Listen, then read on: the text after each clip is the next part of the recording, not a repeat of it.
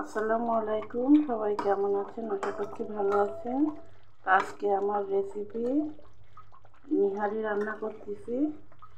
নিহারি হয়ে গেছে, এখন ওটাই ফেলাবো। ঝোলটা খুব জুসি হয়েছে, ঘন মনে হচ্ছে। নিহারির স্বাদটা অনেক মজা হবে। আব্বু, কেমন হয়েছে নিহারিটা? দেখো তো। মনে হচ্ছে কি মার হাতের রান্না হলে কথা মজা হবে না। এখন নামায় তোমাকে এক পিস দেবো, তুমি খেয়ে বলবা যে কেমন হয়েছে, ঠিক আছে?